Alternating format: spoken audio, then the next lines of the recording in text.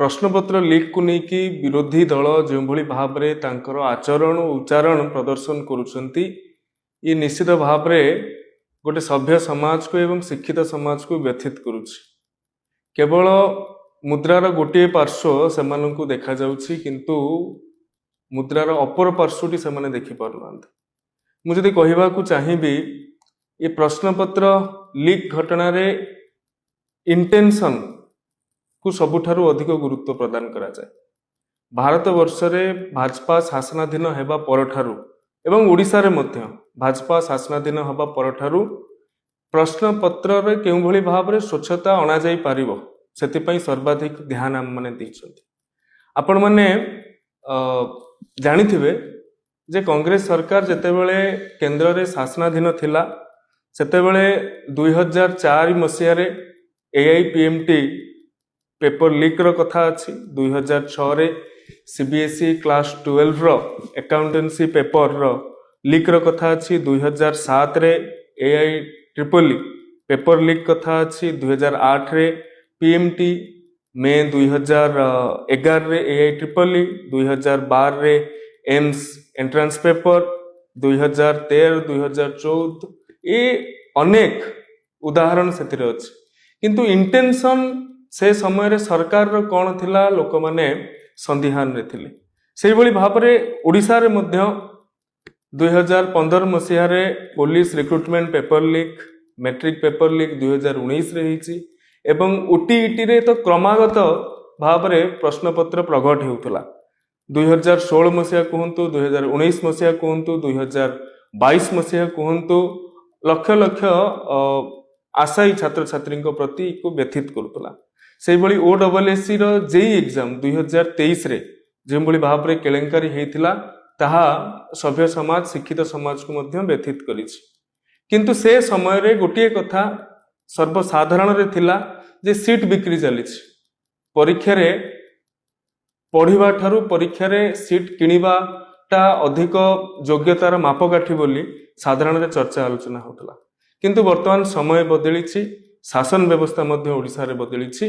जो व्यक्ति आज गोटे एभली एक संवेदनशील व्यवस्था को राजनीतिर रुटी सेकिबार व्यवहार करुछंती तांकर नेतृत्व नेउथुबा समय रे जो भली भाव रे ये सब घटना गुड़िक घटी आसुथला एवं सेही व्यवस्था देकी ही आमे सरकार को आस्तिलु। किंतु आमर मुख्यमंत्री श्रीजुक्त मोहन माझी महोदय नेतृत्व रे जेतेबेले सरकार रे नुआ आईन अणागला विधानसभा रे प्रश्नपत्र प्रकट करने कथा को लेकी जेतेबेले आमे सब इन्स्पेक्टर एग्जाम बेले त्वरित ढंगरे आमे पदक्षेप नहीं एवं 100 रु अधिक व्यक्ति विशेष को कोर्ट चलाण करा जाइथिला।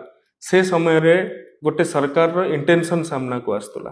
किंतु वर्तमान असह्य काईकि होउछि प्रधानमंत्री ऊपर को केंद्र शिक्षा मंत्री जो कार्यधारा इतिमध्य रही हायर एजुकेशन इंस्टीट्यूशन भारत वर्ष रे पाखापाखि 2014 रु 2024 भितर 25% बढ़ी। ग्रॉस एनरोलमेंट रेशियो जेतेबेले एनडीए सरकार को आसिला सेतेबेले 23% थिला, वर्तमान 30% रे आसिक पहुंचलानी।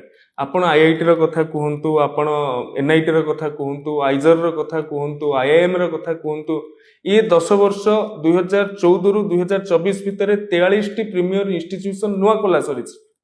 जो समय रे 2014 पूर्व ताहा विभिन्न राज्य गुड़ाक पई स्वप्न थिला, आज ताहा वास्तवतार परिणत होइछि।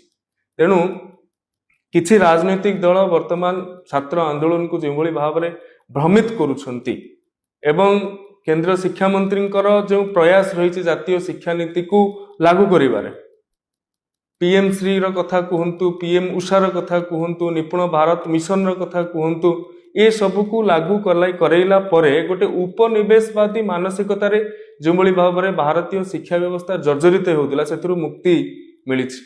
ए आंदोलन को बा ए प्रकार घटना को कौ माने निया दउछंती जो मानकु बाधिछि जातीय शिक्षा नीति 2020 रो अनुपालन ओडिसा रे मध्य होई नथिला।